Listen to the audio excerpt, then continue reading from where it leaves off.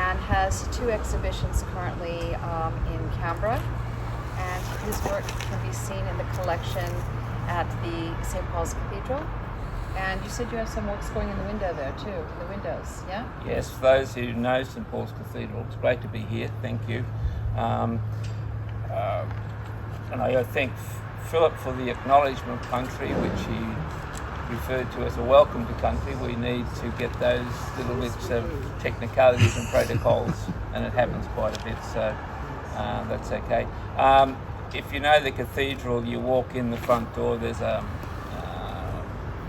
space before you go up 3 stairs into the nave of the church. And on either side there are 3 arches, and those 3 arches will be filled with 2 glass artworks which depict or represent the Watherung, or the land on the other side of around Geelong in that area, and on one side and the other side would be Wurundjeri and Bonorong area. So the idea is that as you walk into the cathedral, you look through the land that was here before, and when you look out, you look into the land that was here before, with the idea that what you bring here must be viewed through what was here before BCP, before Cook and Phillip. Could I just ask quickly, David, could you just hand me the books that I forgot to take with me so I don't have to walk through the camera? Thanks, David. Thank you. In addition to his works there, Glenn's work is also widely collected in and visible in private collections throughout Australia, and we'll have a chance to look at it a little bit later. Glenn is also an author, and his writing is compelling. You can see by my notes. And his books are available if after our speaking today you're interested. They're inside. They're available in the shop. So I wanted to start today sort of in the beginning. And as I was reading your book, in the chapter called "This Ground, She's My Mother," which I love because we all have a mother, and I love the idea that the earth is our mother. You said that when we introduce or ask someone about who they are, it goes like this. Name's a variable, country is not. Where are you from? I'm a Wiradjuri. And the moment I say I'm a Wiradjuri, that defines my place, my understanding, my language group. It also allows you to understand your relationship to me. If you come from a different country, what the connection is, if there is any connection. It allows you to understand about our law, our language, our practices, our traditions. It gives you an idea of how to situate me. I mean, it is the same if I ask a person, who are you, and you say I'm Jewish. That gives me a parameter, a base parameter about how to think about you and how to relate to you and what my relationship to you will be. It's a very important part. We use our names. How I introduce myself normally is I say Darrell Balinya Badu Wiradjuri Yawa Nadi Glenn Loughrey and Yaradu Marang. And what I'm saying when I say that is I'm proud to be Wiradjuri. My name is Glenn Loughrey, and I say good day. Hello, welcome. So I start with that, and I also then usually go on with saying that I'm Wiradjuri embedded at birth, Indigenous of the universe, Australian for the purposes of management and control, and Christian because I had no other choice. And so when you start to work through those, they unpack my identity. So that's a good place for me to sort of bring in the art story here and how it's become part of your story. Glenn, you grew up in following a Christian theology. Yep. And And it was a little bit later in life that you began to, as you've written, began a reconciliation of your Aboriginality. Yep. And in your book, well, actually, no, we'll come back to that one. I'd love for you to address what happened and how art has become, I suppose, the vehicle for that journey. Yeah. I grew up in a family that didn't identify as Aboriginal. We lived in an area where 100% of the local Aboriginal people had been exterminated, to quote the words of William Cox, who built the mountain over the Blue Mountains, between 1825 and 1876. The last Aboriginal, according to them, was a fellow called Tom Penny, who died in 1876. There were no local Aboriginal people left after that date. And it was a horrific story. It's one of the massacre sites on the Newcastle University massacre map, but it was an ongoing massacre. It just didn't finish with the 16 people killed at that stage. Families that I know talk about their forebears going out on hunting trips, etc. So it was a fairly, and they weren't hunting for rabbits. So the place was fairly conflicted and contested, and I grew up in that space. The person who's possibly my grandfather, there are two people who fit that bill, great-grandfather, as either Tracker Jimmy MacDonald or Jimmy Governor. Some of you may know him as Jimmy Blacksmith in Fred Skepsi's movie, The Chant of Jimmy Blacksmith. And as a result of that, my grandfather made my uncle and aunt, the oldest two in the family of 10, agree not to tell anybody about who they were, who Grandma was, what her connection was to that story. So we grew up being whiter than white. We always had to be cleaner. We always had to be nicer. We always had to be grateful.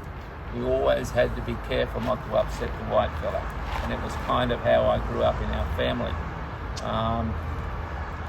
But my father was called Blackfella or Darky, and I was called Young Blackfella or Young Darky. I thought it was because he was sunburned, because he spent a lot of time on the farm. But slowly over my teenage years, I became really aware that there was more to this story than I had been told, or that anybody in my family would tell me. Okay, so I have friends that referred to me as the son of a drunk bush black.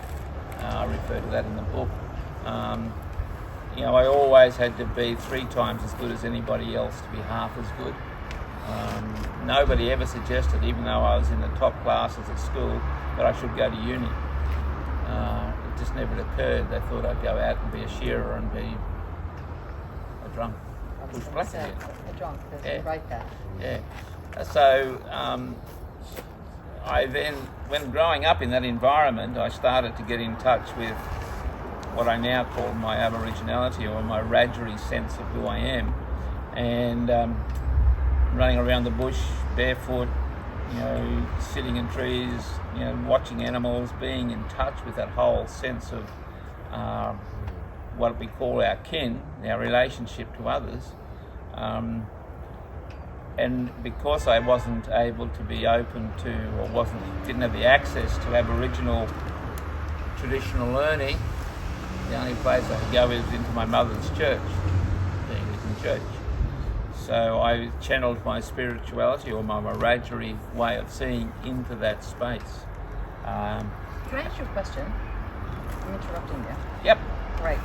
You just mentioned your kin and your relationship to kin, and I think that's important because the relationship that you describe in your book to as an Aboriginal person is not just to human kin, but to all that lives kin, and rocks, and everything is sentient. Yep. And was that at play at that part in particular? I mean, throughout your life, were you aware of that? Yeah. Well, I grew up with my father, who would say to you, if you walk your country and you listen to it, carefully, it will tell you what it needs and what you need to do. And it's not that the country stands up and says, "Good day, this is what I want you to do." It's listening to the way it moves and shifts, and the way the water flows, the way the grass grows, the way the wind blows, the way the animals move. 3 black cockatoos, red-tailed black cockatoos fly east. That means rain may very well be here in 3 more days. So the reason I brought it up is because you're talking about the melding of the duality in which you live, and I think that it's important to recognize that you did grow up in a space where your kin was much different to the kin that perhaps we think of when we think of our kin. Anyway, so the kinship's a really big issue, because people tend to think, because we live out of a Western knowledge system, we tend to think kin means our cousins, aunts, brothers, sisters, mothers. Whereas for us it does, but those take on, they're human and non-human, they're animate and inanimate. They're the things that we see around us. Some rocks like to be picked up, some rocks don't. And you need to learn which ones do. You need to learn how water flows, and it talks to you and tells you. And it comes back to this custodial ethic, because we often say, the original or the continuing custodians of the land. It doesn't mean we just care for it. It's a relationship that says of responsibility and reciprocity. I am responsible for what's in front of me, and it in return reciprocally is responsible for me. So it gives me what I need, and I give it what it needs, so that together we can flourish and be there when we need each other. So that goes for all animals and all birds, and I'm interested that there's some scientists recently came to the conclusion that rocks may have a consciousness, and I'm going 65,000 years too late. We knew that a long time ago. It's this understanding. You wrote about rocks in your book, and how tourists used to collect rocks from their visits to Uluru. Yeah. And mysteriously, some period of time later, they started being sent back. Yep. And so many came back that a shed had to be built to store them all. My question was why they didn't put them back where they may have obviously come from, but maybe it wasn't obvious by that point. But the point that the reason they came back is that great misfortune was occurring amongst the people that had collected the rocks. And as I read that, I was reading in bed the other night, and I remember visiting Masada. Yes. And I picked up a rock, and I took it home, and I wrote on it, and I was with my children. I think that rock didn't mind coming with me, because non-terrible things happened, but it made me think about it, and probably the next time I go somewhere, I won't be picking up a rock. Yeah, it does make us think about it, place and situation, and I'm sure in that story about Uluru with the rocks, there's a little bit of myth and legend attached to that, and it may not be exactly, but the idea in there is the important thing, is that we just don't have the right to treat things simply as a product to be used or an object to be used. They are a subject as much as we're a subject, and in our thinking, that's how we think about land, that's how we think about water, that's how we think about trees, and we need to respect it. So I'm gonna sort of fast forward and go back to before I interrupted you 3 interruptions ago, and right. about the art of it. And one of the things that you wrote, or that was written in your book, and you have so many references to very many contributors to your knowledge. Not sure if this was yours or someone else's, but Aboriginal art has no value other than that contributed by the community, because it's for the sovereignty of the community. So with that in mind, can you tell us how you began art and how it began to make art, and how that began your journey into perhaps what is story work, and then I'm going to ask you about story work. Okay. I began to do art back in 2012. I'd never done art before. I'd done some writing and things like that, but I'd never done art before.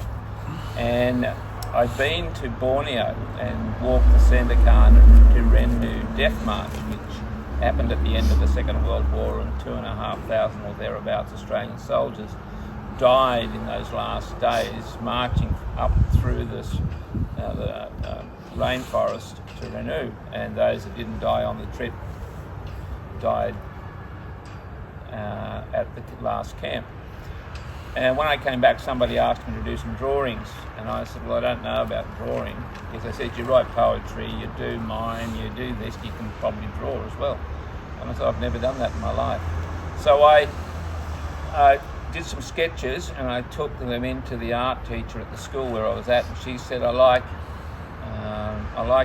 your lines. I wasn't sure what that meant.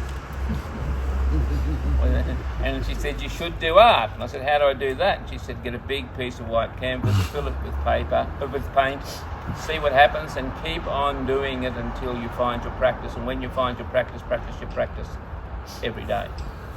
So that's what I did. And in doing so, I began a journey which led me to a style of art that has marks and what somebody calls dots, but they're more just marks, and lines and colour, to tell a story, my story.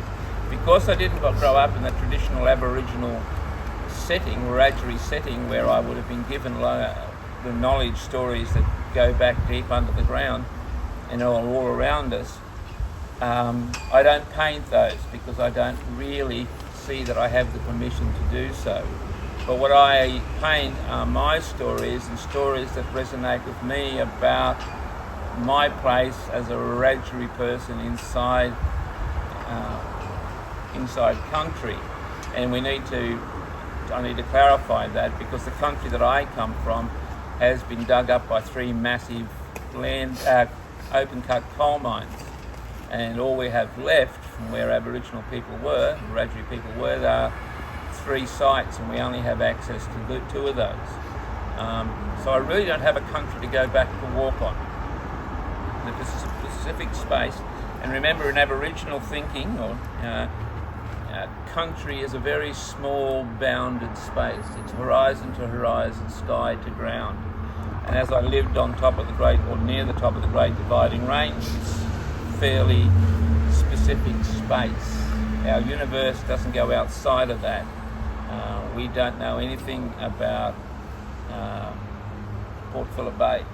It doesn't occur to us. We have no words in our language for sharks or whales, because they're just not in the place where we are.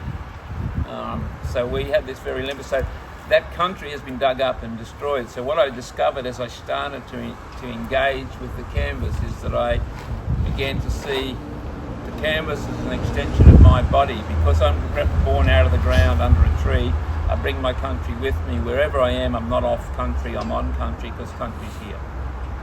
So when I work on a canvas, I see the canvas as an extension of my country, and as, in a sense, the place where my ancestors dwell. So when I paint without a very, very, unlike other artists who may sketch what they're going to put on the canvas, or other artists who may block out the canvas so they can put certain things certain places. I rarely do that. I look at it and I usually think of it in threes, but that way. But I don't have a specific outcome journey. There's no straight line in Aboriginal, no word for straight line in Aboriginal language, and there's no word for straight line in my art. So I engage with the canvas and allow the ancestors to visit and tell the story, and I paint the story as it pops up on the canvas. Does that make sense? It's pretty. And is that story work? That's story work. That is respecting who you are, respecting what was there before. It is also about a recognition of the reciprocity between you and the canvas itself. It's not placing story on the canvas, it's allowing the canvas to help you build the story with it. We don't look at perspective as something about distance. We look at perspective as about connection. So story work is about respecting who you are, respecting who others are, so making the story so that others can engage with it. There are several other things in there. You're going to go through them? I'm going to test you. You're going to test me all over, right? I haven't read the book lately. You wrote it. Oh, I am. That doesn't mean I know what's in it. So, and on that point, that's an interesting point, because people often look at... I painted a painting and I took it to Canberra for the water molecule exhibition at Belconnen Art Centre, and it's called, The Elephant on Country. And when I painted a little elephant, you know how those elephants used to sit on a tub in the circus? Appeared. So I thought that was the elephant on country. But when I announced that it's elephant on country, one of the guys says, yeah, I can see it, there it is. And he pointed out a really big elephant that was sitting right bang in the middle of the picture that I hadn't seen. So often, people, when they look at my art, will see things that I've never realised were there, because that's how the ancestors help you to read what it is. They speak to you and show you the kind of images that speak to you. And in your presence, it filters out. When I was in art school, we visited the professor's studio at the end of every term, and I remember one day visiting one of the artists, and one of the students said, did you see the face in that painting? And it was a complete abstract, really very, very rigid type of painting. And my art teacher said, if you see it there, I meant it. Yeah. Right? And so it sort of raises what I'm not quite like that. I say if you see it there, the ancestors meant it. So, which brings me exactly to this, which is that also in your book is what your father used to tell you, is you cannot become spiritual if you are Aboriginal. You are spiritual because you are Aboriginal. Yeah. Okay. And so I want to come back to the artwork and the spirituality of it, because what you're describing to me about how you are a conduit for what the ancestors have to say and show you could be described as the spirituality of your being. Yeah. Right. And in that spirituality, you are creating art with respect. Yeah. And responsibility. You said that you didn't feel that you had enough knowledge or knowing or experience, having not grown up in the space of your Aboriginal culture. On the land, yes. In the country, yes, but not in the discussion, in the relationship. Yeah. So that's responsibility, not to I suppose lessen or come in without knowledge, I suppose. Do your learning with reverence, again, there, reciprocity, holism, interrelatedness, and synergy. And I think that these 7 characteristics of story work speak very much to spirituality. Yeah, I think that for me, and I think I talk about it in the book, is that, and I call it Aboriginality in there, or for me now probably I would call it the Wiradjuri way of being, is that we have grown up with 65,000 years of a collaborative communication and dialogue with our kin and our country, and what appears to be and gets given the name spirituality by those from a very linear Western theological position, of whatever religion that is in actual fact just us being us. It's being who we are and allowing that to express ourselves. It's not an actual overlay, because we don't have duality when we don't think about separating out things. We don't really. It's very much interconnected. Yeah, we don't really think about past, present, and future. We think about the everywhere when. Everything's here now. So we don't really separate out spirituality. It's become known as that because over 200 plus years of mediation through a flat English language, which has only one word for most things, we have 50 or 60 words for. Because our languages are highly contextual. It's who I'm talking to, how I'm talking to them, what it's about. Talking to an older elder who happens to be a woman will be very different to talk about to an older elder who happens to be a male, or to younger people. And the words we use have a different context in those places. They're not just a flat. I think in our language we have 15 words for no. So I want to go to. I'm going to take you on a sort of a sidetrack here, and then get to some controversy. So the spirituality and the question about Aboriginal art it got me to thinking. I'm involved right now together with Philip and several other people, taking a class, and we're studying, it's an online class, and we're studying, what is certain art that people say is religious art, what makes it Jewish art, for example. And my question has always been, well, is it the artist that was Jewish or Aboriginal, and because they made the artwork, it is Aboriginal or it is Jewish? Is it the viewer who brings Aboriginal knowledge or Jewish knowledge or whatever, but Buddhist knowledge to the artwork that makes it so? And I think, for me, and I don't know if you would agree, but it's in the Aboriginal sense, it would be the 65,000 years of continuity. And in Judaism, it would be this near 6,000 years of continuity, which, if you are from that, it's just part of your DNA, and it resonates with you. Having said that, and the 65,000 years, Aboriginal art really didn't exist before, say, 1972? Yeah, about. So I want to talk about that, because we're going to be looking at your artwork and some other beautiful Aboriginal artwork as well very shortly.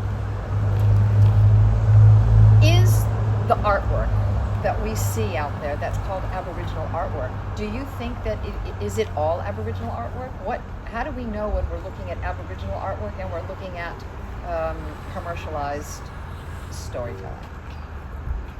Did I ask that okay? You did, and that's a very difficult question to answer. That's why I asked you. There's an element of controversy in this. I said I was asking you a controversial question. And there's an element of controversy of which I probably, if I was wise, I would abstain. But look, our people in all their very places have created art for a whole range of purposes. But those purposes were connected to the community, and they were read by the community through a particular way of seeing the world, and they had a particular purpose. We're fairly functional people. We didn't move around in cars 65,000 years so we could move the 6-foot canvas with us. We put it onto something, it stayed there, and we came back to it. And we went back to it because it was about a story that told us where to find kangaroos, or where to find water, or what had been here, or what decision had been made here. It all had a purpose in that way. In the 70s, around 72, I think it was at Papunya, an art teacher saw these Aboriginal men drawing pictures in the sand, and he said, "What are you doing?" He said, "We're telling story." He said, "Why don't we put that onto canvas so that other people can hear and read your stories?" And that's where, and it was probably the first real and only real Australian contemporary art practice. Much of the rest of the things that we do as Australian artists has defined itself out of a European historical background. But this came out of, and it was a shift on from what Nemajira and that was doing, and it doesn't in any way lessen what they're doing. Some people kind of comment that he was just replicating European landscape artists. Did a pretty good job of it. Yeah, exactly. And we shouldn't judge him or his art on the basis of that. there's a lot of art out there. It's become a way for us to express ourselves, to tell our stories.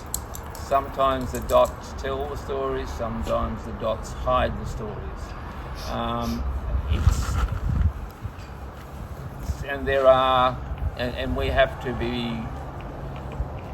be honest that much of what comes out is done because the stories are still there. The stories are still very real, but it's done because that's how non-Indigenous people see and identify Aboriginal art. And it's a label that's been given to it, and you get people. I was sitting in a bar in Alice Springs once, and a table of New Zealanders in front of me, and one bloke said that somebody said something about the art in the galleries, and he said, "Yeah, the more dots, the more expensive it is." And it's this kind of throwaway attitude to what goes on there. I hear people come in here into Chris's gallery, because the gallery in there doesn't belong to the church. That is an independently owned private gallery. I hear people come in there and they'll look at the art and go, "Oh, that's expensive." And I stick my head around the corner from where my studio is and go, "There's 65,000 years of embedded wisdom and knowledge in that." In actual fact, you can't afford it. Okay? So it's storytelling. It's allowing individuals and communities, and a lot of that art there, not a lot of it, but some of that art there will be done by groups of ladies or groups of men working together to produce a piece of art. It's a communal art. It's telling a communal story.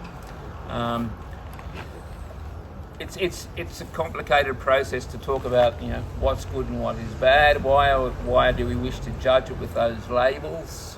Why don't we just sit with it and see what it tells us? Can we do that today with you? Yeah, we'll go in there in a minute and we'll look at some of my art, and then they'll be on the floor. After I've talked through my art, we'll ask Chris if she could talk just a little about why she does what she does, and about the art that's on the floor that isn't my art, which is a very different story. Mine is what I would call a modern Australian art. Yes, I'm Aboriginal, so it always ends up in an Aboriginal gallery. It's hard to get it into anywhere else because it's not real Aboriginal art. Well, we'll talk about that inside. I want to. The sun's starting to become quite hot out here, so I'm going to wrap this part. I want to thank you. I thought you had some other controversial things to say. Well, we'll get to that, but I think it's starting to get vaguey. I don't have a time check, but I'd like to get in front of your art. And wait a second, we did talk earlier. Which one did I bring up that? Yeah, do I reconcile? Oh, yeah. That was reconciling the Christianity. Yep. This will be our last question, then we'll go inside. So you're the Anglican priest here. Yeah. And you are a Wiradjuri person making Aboriginal art. And the stories are very different. In the Aboriginal world, life comes from the earth up. Yep. Yeah. And in the Christian world, we're from the heavens down. Yep. And so we have this duality, and where are you and how do you reconcile that? And reconciliation being a huge component of the thinking, the principles, just the knowing of the Aboriginal people. This is the reconciliation garden that we're sitting at. So how do you reconcile? Well, if the earth was flat, I'm over there hanging on to the edge. It's not, you're lucky. You can put steps on the side. It is, and it's becoming increasingly more difficult to remain inside a traditional Christian framework and a traditional Christian theology. Because we may remember there was a silly song out many years ago about Star Wars, I think it was. It says it's life, Jim, but not as you know it, not as we know it. In some senses, I'm inside the church, but I'm not in it in the same way as others are. I bring to the Christian and other ways of seeing an Aboriginal point of view, an Aboriginal unpicking of the stories. I see Jesus, for example, as a man of two countries. I see him a man of his mother's and his father's country. I see the Exodus story as a songline story that helps to unpack the history of your people. I see Jesus as an elder, one who teaches us and leads us. I see Jesus' body as his country, because he came out of this land, and we break that. So I see it as, and I read both the First and the Second Testament says out of a particular way of reading it, which doesn't fit with orthodoxy in any sense of the word, which always means I'm a little bit, in some sense, the word, if you use it in the way